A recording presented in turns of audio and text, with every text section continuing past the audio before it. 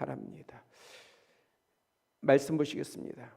에스겔 37장 1절서부터 5절까지입니다. 구약 성경 1208쪽이 됩니다. 에스겔 37장 1절서부터 5절까지 봉독해 드립니다. 여호와께서 권능으로 내게 임재하시고 그의 영혼을 나를 데리고 가서 골짜기 가운데 두셨는데 거기 뼈가 가득하더라. 나를 그 뼈 사방으로 지나가게 하시기로 본즉 그 골짜기 지면에 뼈가 힘이 많고 아주 말랐더라. 그가 내게 이르시되 인자야 이 뼈들이 능히 살 수 있겠느냐 하시기로 내가 대답하되 주 여호와여 주께서 아시나이다. 또 내게 이르시되 너는 이 모든 뼈에게 대언하여 이르기를 너희 마른 뼈들아 여호와의 말씀을 들을지어다. 주 여호와께서 이들에게 이같이 말씀하시기를 내가 생기를 너희에게 들어가게 하리니 너희가 살아나리라. 아멘. 여러분 주변에는 다시 일어나야 할 것, 회복되어야 할 또 그러한 일이나 사람들이 있습니까? 제가 외국의 한 공동체 기숙학교인 바이블 컬리지에서 공부하던 때의 일입니다. 6주 체험 프로그램으로 온 한 호주 청년이 있었는데 제 룸메이트가 되었어요. 그런데 이상하게도 매일 늦은 밤이 되면 1시간가량 나갔다가 돌아왔습니다. 하루는 저도 밤기도를 하고 돌아오는 길에 그 청년이 여러 목장이 있는데 그 목장의 울타리들을 이렇게 넘어가는 그리고 어둠 속에 사라지는 모습을 목격했습니다. 후에 알았어요. 이 청년은 호주에서 꽤 알려진 헤비메탈 음악을 하던 기타리스트였습니다. 근데 오랫동안 마약을 했어요. 그러다가 돌이키고 예수님을 믿고 그리스도인이 되었습니다. 그래서 그 믿음으로 마약은 끊었는데 이게 그 중독된 사람들이 마약 끊는 게 그게 저는 뭐 해보지는 않았습니다만은 그게 쉽지 않다고 해요. 그래서 그나마 그것을 이제 담배를 피는 것으로 극복하는 것이었습니다. 그런데 그 학교는 바이블 컬리지 아니에요. 금주, 금연 이것이 엄격히 규정되어 있는 그러한 학교였습니다. 그러니 그 청년이 다른 사람 눈을 피해 가지고 담배를 뭐 있는 데서 사람들이 있는 데서 피울 수가 없으니까 그러니까는 목장의 울타리를 넘고 또 넘고 그래서 사람들이 전혀 안 보는 곳에 그것도 밤에 가서 피고 그다음에 돌아오는 것이었습니다. 그런데 놀라운 것은 제가 서양인들을 대하면서 이 서양인들이 참 놀라운 게 있더라고요. 전혀 티가 안 나는데 누가 무엇을 하고 어떤 시간에 뭐 어떻게 하고 이거를 다 알더라고요. 희한하게. 그러니까 학교 측에서는 이미 그 학생이 그렇게 하고 있는 거를 이미 다 파악하고 있었습니다. 그런데 경고나 징계 어떠한 언급도 없이 묵묵히 지켜만 보고 있었습니다. 이유는 명확했습니다. 그 청년을 교칙 위반자가 아닌 사망에서 생명으로 어둠에서 밝음으로 옮겨가는 한 영혼의 과정으로 이해해 준 까닭이에요. 대단히 엄한 뭐 영어로는 스트릭하다고 그러는데 그런 학교였거든요. 그렇지만 이 한 영혼을 볼 때에는 담배 폈으니 너는 규칙을 위반했어 라고 정죄하는 것이 아니라 그 영혼이 예수 그리스도를 믿고 그리고 예수 그리스도 안에서 살려고 하는 그러한 그 몸부림에 용기를 주고 격려를 더하고 응원을 하기 위해서, 그것이 모든 교칙보다, 모든 규칙법보다 더 중요하다. 저는 그 사실을 알았을 때에 그 학교가 얼마나 고맙게 여겨지던지요. 그런 학교였기 때문에 또 저를 받아주기도 했었고요. 오늘 설교 제목은 본문 5절의 하나님의 선포인 너희가 살아나리라 입니다. 너희가 살아나리라. 하나님의 뜻 안에서 사람이, 우리가 살아난다는 의미는 무엇일까요? 구체적으로 어떻게 하나님의 뜻 안에서 사람이, 우리가 살아난다는 의미를 알 수 있을까요? 구체적으로 어떻게 그 역사가 일어날 수 있을까요? 오늘 본문 에스겔 37장은 그 해답을 분명히 보여주고 있습니다. 본문 1절 2절을 보면 하나님께서 권능으로 임재하시고 성령으로 선지자 에스겔을 이끄셔서 한 골짜기 가운데 두셨습니다. 그런데 그곳에는 사방으로 심히 마른 뼈들이 가득했습니다.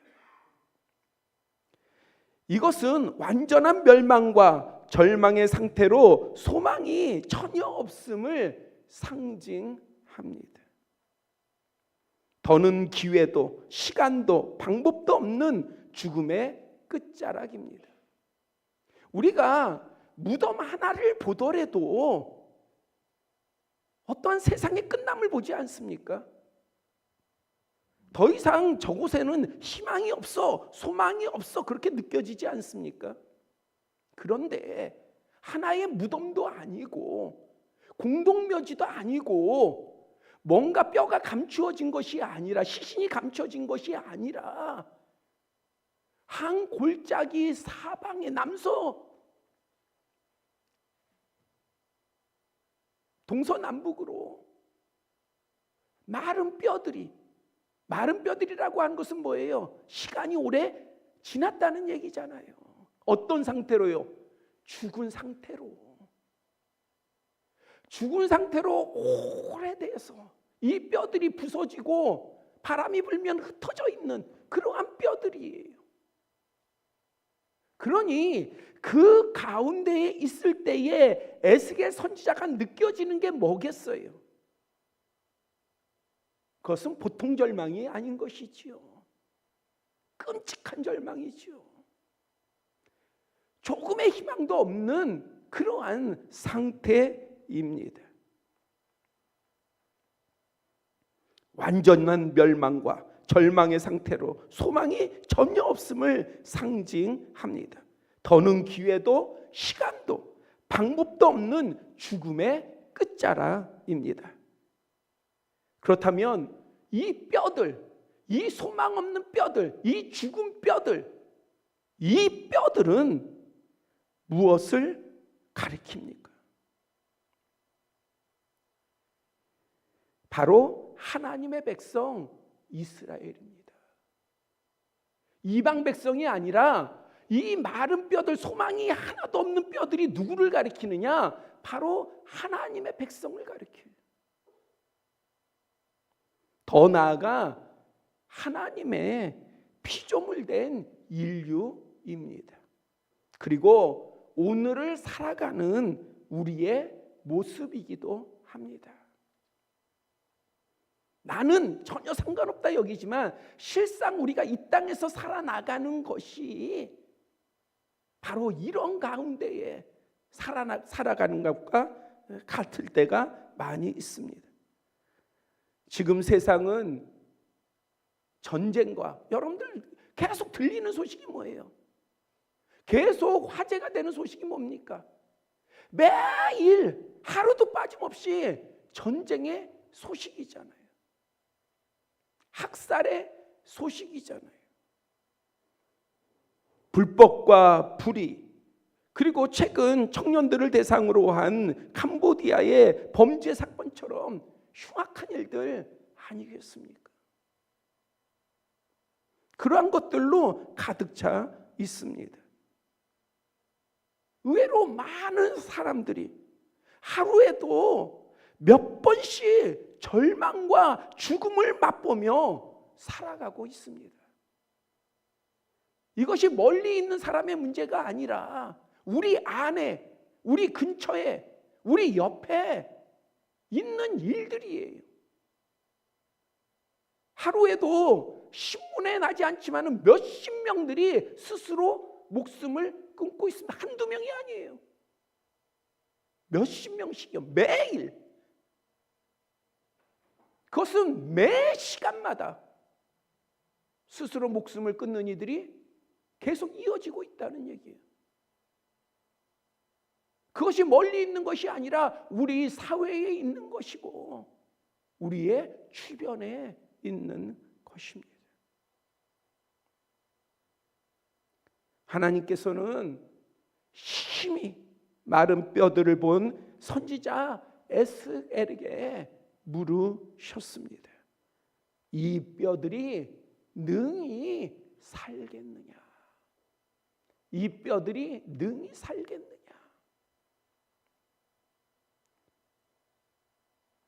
사망의 골짜기, 죽은 자들의 사회와 같은 그곳에서 하신 물음입니다. 하나님께서는 우리에게도 물으셔요. 너 주변에 있는 마른 뼈들이, 죽은 뼈들이 살아나겠느냐?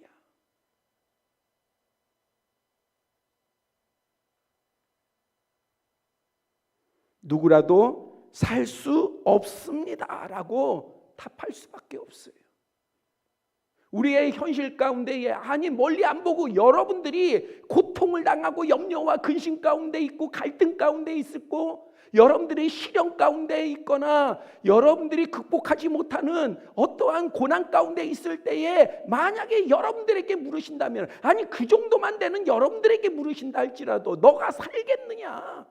너가 이것을 이기겠느냐? 너가 이것을 극복하겠느냐? 물으신다면요, 우리는 너무도 쉽게 살 수 없습니다라고 대답합니다.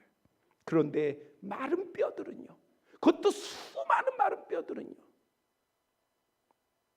살 수 없다 답할 수밖에 없습니다. 그런데 에스겔은 이렇게 대답합니다. 주 여호와여, 주께서 아십니다. 주 여호와여, 주께서 아십니다. 질문하신 분이 창조주 하나님이시기 때문에 그래요. 이것이 믿음입니다. 다른 게 믿음이 아니라 이것이 믿음이에요. 하나님께서 그대로 두시면 살 수 없지만 소생시키고자 하시면 능히 살아날 것이라는 확신입니다. 이것은 특별한 믿음이 아니에요. 야, 참 대단하다. 에스겔 선지자 참 대단하다. 이 마른 뼈들, 이 음침한 죽음의 사회가 만연한 이것을 보고도 주님께서 아십니다. 죽었습니다. 예, 끝났습니다. 소망이 없습니다. 살아날 수 없습니다. 당연한 답인데 그렇게 말하지 아니하고, 주님께서 아십니다. 다시 말하자면은 주님께서 살리시고자 하시면 살릴 수 있습니다 라고 말할 수 있는 것은, 야, 에스겔 선지자나 되니까 이렇게 대답할 수 있지 라고 우리는 생각하지만, 하나님의 말씀은 이것이 특별한 믿음이라고 말하고 있지 않습니다. 우리 모두에게 있어야 할 당연한 믿음이다, 이렇게 말씀하고 있는 거예요. 당연한 믿음이에요.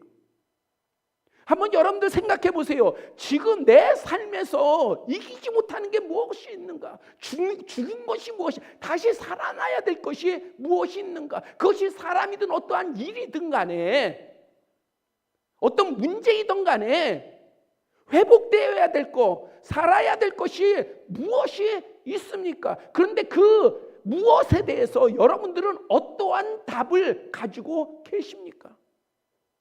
여전히 불안해하며 염려하며 근심하며 여러분들의 머리를 짜고 있지 않습니까? 그런데 여러분들은요, 하나님을 믿는 하나님의 자녀예요. 하나님의 자녀인데도 우리는 그러한 염려와 불안과 근심 가운데 매여서 메인이 누구를 못 봐요? 하나님을 못 보는 거예요. 살아계신 하나님을 못 보는 거예요. 내 생각, 우리 자신들의 생각에 하나님은 볼지 모르지만, 생각할지 모르지만, 여러분들이 믿는 하나님은 여러분들의 생각의 하나님이신 거예요. 살아계신 하나님이 아니라. 믿어야죠. 하나님께서 하시면 능히 사망을 생명으로, 절망을 희망으로, 썩은 것을 되살아나게 능히 하실 수 있습니다. 성경 안에서가 아니라 내 삶에서 능히 하나님은 하실 수 있습니다. 특별하고 놀랍고 대단한 믿음이 아니라 당연한 믿음이라니까요. 우리가 가지는 당연한 믿음이에요. 내가 믿습니다 할 때 그 믿음 안에 포함된 바로 확신인 것입니다. 그러나 현실의 많은 그리스도인들은 이렇게 말하지 않아요. 할 수 없어요. 이미 끝났어요. 예수 그리스도께서 나사로를 살리러 가셨을 때에 나흘이 지났어요. 누이 마르다가 예수님을 영접했습니다. 그리고 대화를 하잖아요. 주님이 여기 계셨더라면 내 오라버니가 살았을 텐데요. 언제요? 내 오라버니가 살았을 때, 병들었지만 그래도 숨이 붙어 있을 때에 예수님께서 여기 계셨더라면 살았을 텐데요. 근데 이제는 예수님이 오셔도 끝났다는 거예요. 희망이 없다는 거예요. 살아날 수 없다는 거예요. 회복될 수 없다는 겁니다. 무덤에 갔어요. 돌을 치워라. 무덤의 돌을 치워라 하니까 또 마르다가 나서잖아요. 뭐라고 합니까? 아니 나흘이나 돼가지고 썩은 냄새가 지금 진동하는데 저 무덤을 막고 있는 돌을 옮겨서 무엇합니까? 이미 끝났는데. 누가 계셔도, 예수님이 계셔도, 어디 계시는데요? 옆에 계셔도, 함께 하셔도. 이 마르다의 모습이 우리의 모습 아니에요? 현실적인 우리의 모습 아니에요? 그냥 우리끼리 믿음을 이야기할 때 말고요, 우리의 삶의 믿음을 보여야 할 때에 우리의 행동이 어떠합니까? 나흘이나 됐어요. 썩은 시체 냄새가 여기까지 진동해요. 이미 끝났어요. 할 수 없어요. 우리의 입술은 믿어요. 내가 예수님을 믿습니다 라고 얘기하지만 실제 우리의 믿음의 행동은 그렇지 않은 거예요. 믿지 아니합니다. 의심합니다. 뭐가 진짜 우리의 모습입니까? 말입니까? 행동입니까? 하나님이 아니라 자기 생각이나 계산, 경험을 우선합니다. 하나님의 말씀이 우리의 생각을 벗어나지 못하고, 우리의 경험을 벗어나지 못하고, 우리의 계산을 벗어나지 못해요. 그렇게 우리는 미련합니다. 세상 똑똑한 사람은 다 우리 자신인 것 같은데 주님이 보실 때는 미련한 거예요. 하나님께서는 5절, 6절, 9절을 통해 거듭 말씀하십니다. 너희가 살아나리라. 예, 하나님께서 아십니다. 하나님이 하신다고 하면 살아날 수 있습니다 라는 고백을 주님께서 받으시고 뭐라고 선포하시느냐? 너희가 살아나리라. 하나의 뼈가 아니라 그 무수한 메마른, 심히 메마른 뼈들이 다 살아나리라. 그리고 실제로 살아나는 역사가 일어났습니다. 7절 이하를 보면은 소리가 나고 움직이며 이 뼈 저 뼈가 들어맞아 뼈들이 서로 연결되었고 그 뼈에 힘줄이 생기고 살이 오르며 그 위에 가죽이 덮였습니다. 그 후에 생기가 그들에게 들어가니 그들이 곧 살아났다. 움직일 수 없던 것들이 움직이고 연결될 수 없었던 것이 연결되며 생길 수 없었던 것이 생겨났습니다. 죽었던 뼈들이 살아난 것입니다. 한번 우리의 문제를 살아계신 주님 앞에 내어놔 보세요. 하나님께서는 하실 수 있습니다. 그러면 바로 이러한 역사예요. 서로 연결되며 서로 움직이며 생겨날 것, 필요한 것들이 채워지는 역사가 일어날 줄 믿습니다. 그렇다면 하나님께서 어떻게 이들을 살리셨습니까? 오늘 본문은 분명히 밝히고 있습니다. 하나님의 말씀으로.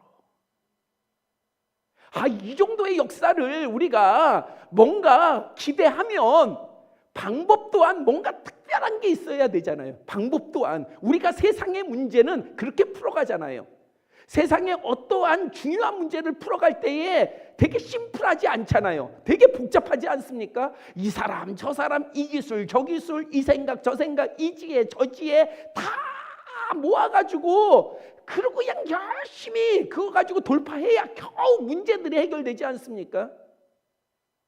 그런데요, 하나님께서는 말씀으로 모든 것을 살리십니다. 말씀으로 모든 것을 회복시킬 수 있으십니다. 마른 뼈를 말씀으로 살리셨다고 한다면 오늘 우리의 인생에 있어서의 어떠한 문제가 있다 할지라도 하나님의 말씀이 우리 가운데 임하면 우리의 죽었던 것들이 능히 그 말씀으로 살아날 줄 믿습니다. 무엇으로요? 하나님의 말씀이요. 하나님의 말씀. 그러니까 우리가 먼저 하나님의 말씀을 알아야 돼요. 단순히 성경, 문자적인 성경, 이 성경을 보는데 그치는 것이 아니라 성경을 통해서 하나님의 말씀을 깨닫고 들을 줄 알아야 되는 것이고요.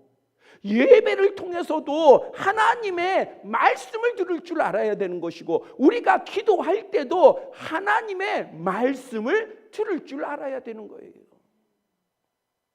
우리의 삶 가운데에 하나님의 말씀이 살아있어야 되는 거예요. 부모가 어린 자식을 가르칠 때 어떠합니까? 뭘로 가르쳐요? 뭘로 가르칩니까? 말로 가르치잖아요.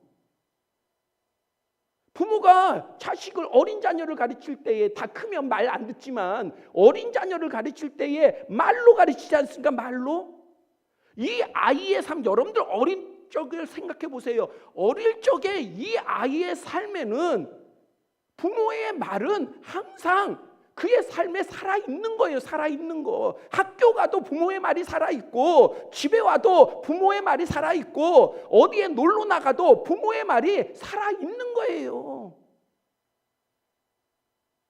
하나님의 말씀이라고 하는 것은 설교를 들을 때의 하나님 말씀이고, 내가 성경을 읽을 때의 하나님의 말씀인 게 아니라, 내가 성경을 통해서, 내가 설교를 통해서, 내가 묵상을 통해서 하나님의 말씀이 내게 임하면 이 말씀이 나의 삶과 함께 하면서 항상 내 삶에 충만할 때에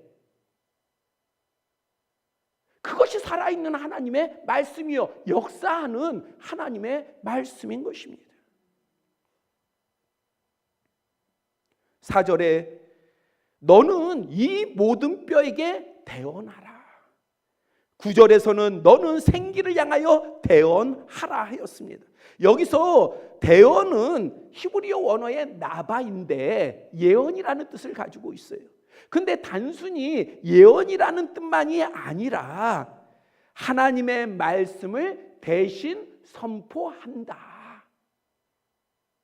다른 표현으로는요, 하나님의 입의 역할을 한다. 뭐가요? 대언이라는 말이에요. 대언이라는 말이. 그러니까 에스겔이 말했지만은 누구의 말을 전하는 거예요? 하나님의 말을요. 하나님의 입을 대신해서 전하는 거예요. 에스겔의 생각을 전하는 게 아니라 에스겔의 능력을 나타내는 게 아니라 온전히 에스겔은 뭘 나타내는 게 그의 능력이에요? 하나님의 말씀을 나타내는 게 그의 능력인 거예요.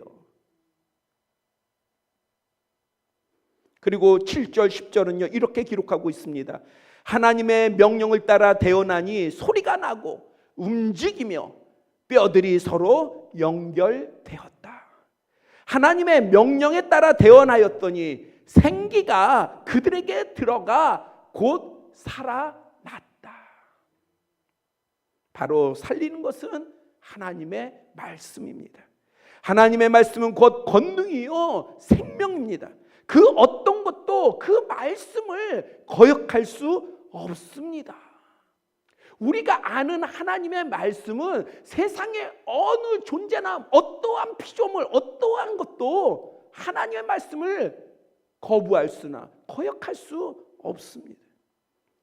히브리서 4장 12절은요 하나님의 말씀은 살아있고 활력이 있어 좌우의 날선 어떤 검보다 예리하여 혼과 영과 관절과 골수를 찔러 쪼개기까지 한다. 증거합니다. 요한복음 6장 63절에서는요 내가 너희에게 이른 말이 영이요 생명이라. 내가 너희에게 하는 말이 생명이라는 거예요. 생명. 주님의 말씀 자체가 생명임을 신이 알려주셨습니다. 우리가 자주 나누는 창세기 1장도 이 사실을 보여줍니다. 땅이 혼돈하고 공허하고 흑암은 깊음 위에 있을 때에 하나님께서 말씀하셨어요. 빛이 있으라. 어둠은 물러가고요. 빛은 있었고요.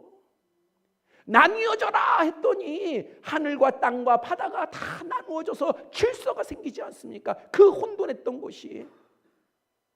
그 다음에요 말씀으로 하늘의 것으로 채우시고 땅의 것으로 채우시고 바다의 것으로 채우심으로 말미암아 공허했던 것이 비어있던 것이 다 채워지지 않습니까? 무엇으로요? 말씀으로요. 말씀. 우리가 아는 말씀, 우리가 받는 말씀, 우리가 읽는 말씀, 우리가 듣는 말씀, 그 말씀이 왜 그 말씀이 어떤 말씀이에요? 하나님의 말씀이요. 요한복음 1장 3절은 이 사실에 대해 만물이 말씀으로 말미암아 지은 바 되었으니 지은 것이 하나도 그가 없이는 된 것이 없느니라라고 요약하고 있어요. 만물이 뭘로 지어졌다고요? 말씀으로. 누구의 말씀이요? 하나님의 말씀이요. 어떠한 것도 말씀이 없이는 만들어진 게 없어요. 우리는 하나님의 말씀에 대한 믿음이 확고해야 합니다. 그 확고한 것을 뭘로 나타내야 돼요? 그러니까 성경을 읽어야지요. 성경을 읽으세요. 또 설교를 들으셔야 돼요. 나눔에서, 우리의 나눔에서도 누가 어떻고 누가 저쩌고 이런 것이 아니라 말씀 그 안에 우리가 지체와 지체가 교회 안에서 공동체가 서로 믿음 안에서 있는 사람들이 나눌 때에 이 안에 하나님께서 나에게 하시고자 하는 말씀이 무엇이 있는지 무엇인가를 들으려고 하세요. 귀를 여세요. 성경이 계속 하시는 말씀이 뭐예요? 성령이 교회에 하시는 말씀을 들을지어다. 귀 있는 자는 들을지어다. 눈을 뜨고 귀를 열고 마음을 열어서 들을지어다.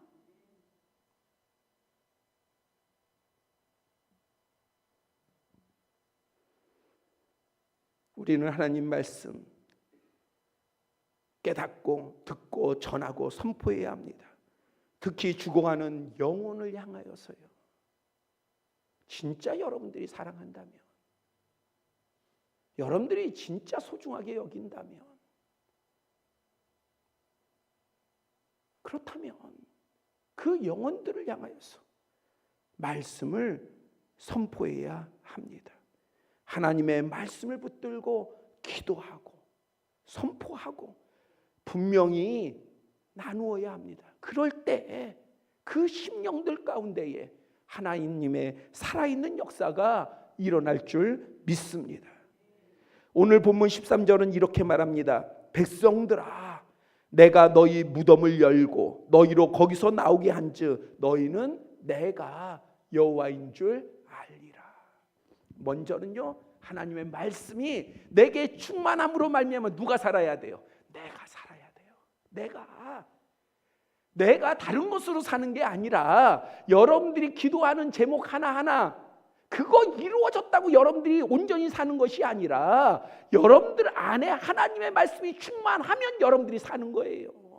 어떠한 일이 어떠한 문제가 해결된다고 해서 여러분들이 지금 어떠한 몇 억에 필요하다고 그래서 그 문제가 해결된다고 그래가지고 여러분들이 정말 온전히 사는 게 아니라 그것은요 또 지나면 또 다른 문제를 나타내요. 우리가 지금까지 살아오지 않았습니까? 문제가 해결됐다고 해서 여러분들의 모든 삶이 행복했습니까? 아니잖아요. 또 다른 문제가 생기기 마련이에요. 더한 문제가 다가오기 마련이에요. 언제든지 불안과 염려는 엄습해 오기 마련입니다. 하지만 이길 수 있는 것은 그때마다 그 하나하나 문제가 해결돼서 여러분들이 사는 게 아니라 여러분들 안에 살아계신 하나님의 말씀이 있으면 어떤 문제가 다가와도요 우리는 다 이기는 거예요. 왜? 살아계신 하나님의 말씀, 역사하신 하나님의 말씀이 있으니.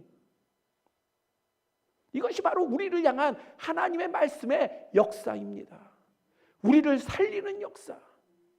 그리고 우리가 그렇게 살아날 때에 우리가 전하는, 우리가 선포하는, 우리가 나누는 하나님의 말씀이 힘이 있어서 우리의 소중한 이들을 살리고 무너진 것을 다시 세우고 부흥의 역사까지 이어지는 줄 믿습니다. 바로 하나님의 말씀은 단순히 살리기만 하는 말씀이 아니기 때문이에요. 본문 10절은 이렇게 덧붙였습니다. 그들이 곧 살아나서 일어나 서는데, 이제 살아났으니 마른 뼈들이 막 움직이고 서로 연합하고 살이 돋아서 살아나가지고 일어났는데 일어서는데 보니까 이 마른 뼈들이 뭐예요? 극히 큰 군대더라. 아니 마른 뼈가 군대가 됐어요. 군대가 상징하는 게 뭐예요? 힘이잖아요. 권세잖아요. 승리잖아요. 큰 군대가 되었다. 하나님의 살리심은 그 부활과 부흥으로 이어집니다. 그래서 우리가 살아나야 될 이유, 내가 살아나야 될 이유, 나의 소중한 사람들이 살아나야 될 이유, 내 주변이 살아나야 될 이유가 무엇이냐? 그것은 단순히 살아나는 데 그치는 것이 아니라 부흥으로, 회복을 넘어서 부흥으로 이어지기 때문이에요. 죽었던 것이 살아나며 사라졌던 희망과 비전이 보여지며 식어버린 신앙이 회복되고 구원의 노래가 퍼져 나갑니다. 하나님의 말씀으로 새 생명이 피어날 때에 그것은 놀라운 부흥하는 역사의 시작이 됩니다. 왜? 뭐가 있으니까? 생명이 있으니까. 왜? 무엇으로부터? 고쳐지고 치유되고 살아났으니까요. 하나님, 살아있는 하나님의 말씀으로 치유되고 고쳐지고 살아나니까 그 안에 생명이 있어서, 생명은 뭘 이야기해요? 성장을 이야기하잖아요. 부흥을 상징하잖아요. 바로 이 역사의 시작됩니다. 남극의 영하 60도 폭풍 속에서 황제 펭귄을 촬영하던 BBC 다큐멘터리 제작팀의 이야기입니다. 펭귄 무리가 협곡을 지날 때에 영하 60도에서 큰 폭풍이 불어왔어요. 그러니까 항상 이 펭귄들은 자기 자신들이 아는 바에 따라서 그 길을 가지 않습니다. 이동을 하잖아요. 그런데 갑자기 큰 폭풍이 몰려오는 바람에 그 길이 사라져 버린 거예요. 그래서 그들은 그 협곡에 갇히게 되었습니다. 더 이상 앞으로 나아갈 수가 없었어요. 시간이 흘러갔습니다. 새끼들이 죽어가는 거예요. 굶어서, 그 혹한 때문에 눈에 묻혀서 죽어갔어요. 성체 펭귄들은 그 혹한 중에도 포기하지 않고 부리로 얼음을 깨며 길을 만들려고 애를 썼지만, 생존을 향해서 몸부림을 쳤지만 역부족이었어요. 촬영팀은 그 펭귄의 모습을 위에서, 멀리서 카메라로 지켜보고 있었어요. 그래서 이 촬영팀은 알아요. 시간이 지나면 이 100여 마리의 펭귄들이 다 죽을 것이다라고 하는 거. 촬영팀이 볼 때에 그건 너무나도 확실한 거예요. 점점 펭귄들이 한두 마리가 더 쓰러지기 시작합니다. 촬영팀은 인간의 개입을 금하는 이 자연 다큐멘터리의 불문율이 인간이 자연에 개입하지 않는다예요. 이것은 그들이 가진 불문율입니다. 자연은 자연대로. 다시 말하면 자연에서 죽더라도, 양육강식 중에 약한 짐승이 죽더라도 도와주지 아니하고 그대로 놔두는 거예요. 그래서 갈등한 거예요. 뭐가? 우리는 다큐멘터리 팀인데 불문율이, 하나의 규칙이 인간이 개입하면 안 된다예요. 그러니까 개입하지 말아야 돼요. 그런데 생명이 죽어가요. 뻔해요. 이제 이 100여 마리의 황제 펭귄들은 그 협곡에 갇힌 이 펭귄들은 죽을 수밖에 없어요. 고민 끝에 최소한의 개입으로 통로 하나를 열어주었어요. 그리고 그 길을 찾고 살아나는 것은 펭귄의 몫으로 둔 거예요. 그래서 펭귄들이 노력을 하고 막 찾다가 그 길을 발견해서 빠져나오면 펭귄들이 사는 것이고, 그 길이 있다 할지라도, 인간이 만들어줬다 할지라도 그 길을 못 찾으면 그거는 어쩔 수 없다, 이렇게 결정을 한 거예요. 근데 성체 펭귄들이요, 이곳저곳 그 혹한 가운데도, 앞이 보이지 않는 그런 가운데서도요 막 찾아 나서는 거예요. 그러다 그 길을 발견했어요. 한 펭귄이 그 길을 따라서 올라서니까, 그 만들어진 길을 따라서 올라서니까 그 다음부터 다른 펭귄들이 그곳을 따라가기를 시작을 해요. 그래서 100여 마리 펭귄이 살아났습니다. 이것이 방영되었을 때에 당연히 예상했던 비판이 있죠. 불문율, 다큐멘터리 제작자들은 자연에 개입하지 말아야 되는데 개입했다, 비난을 받죠. 그러나 수많은 사람들이 뭐라고 말했겠어요? 이 촬영팀에 대해서 뭐라고 말했겠어요? 똑같이 얘기했겠습니까? 너희 잘못했어! 그랬겠습니까? 아니에요. 찬사를 보냈어요. 귀한 결정을 내렸다. 왜? 어떤 문제이니까요? 생명의 문제이니까. 생명의 문제이니까요. 우리가 지금 하나님께서 너희가 살아나리라 하는 것은 단순히 이 세상에서의 우리가 고난을 겪고 있는, 해결해야만 되는, 살아가려는, 보다 더 나은 삶을 살기 위해서 해결해야 될 만한 문제의 가운데서의 살아남만을 이야기하는 것이 아니라 진짜 하나님께서 우리에게 너희 살아나리라, 마른 뼈들이 살아날 것이다 하신 이 살아남은 생명에 관한 것이, 생명에 관한 것. 우리는 그 살리는 말씀을 소유하고 있습니다. 우리에게는 하나님의 말씀이 있어요.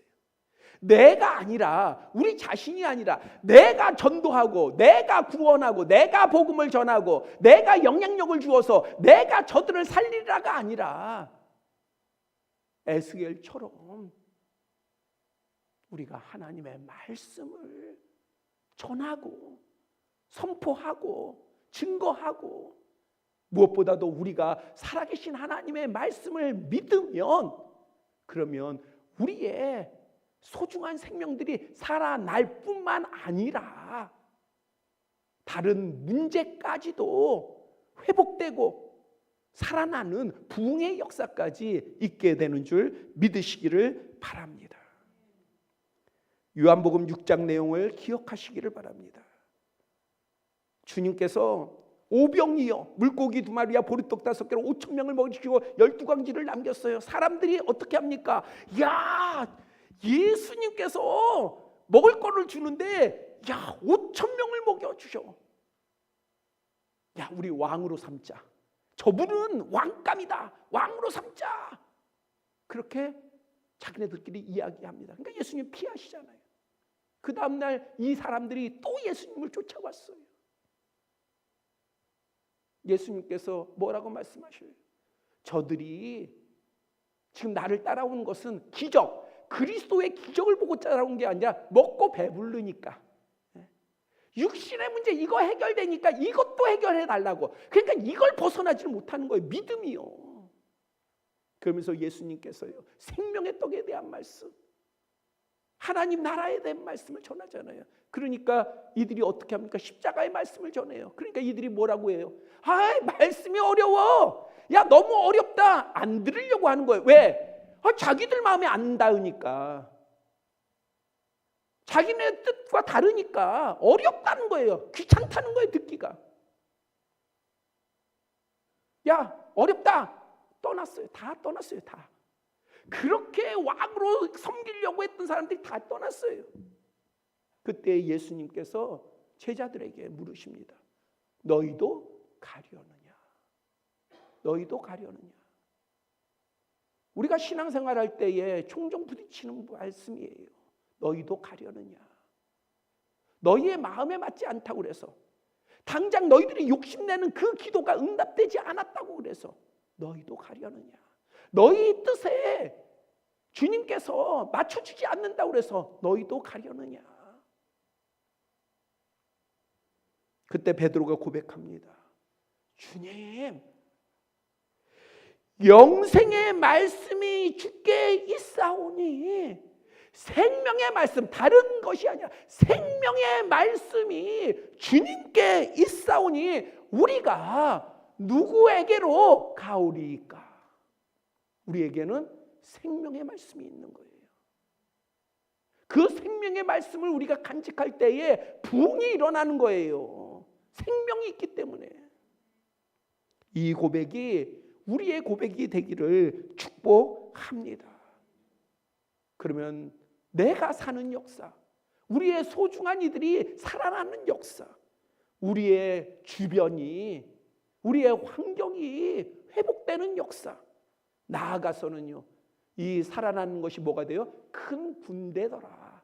놀라운 부흥의 역사가 우리 가운데에 크게 임할 줄 믿습니다. 기도드리겠습니다.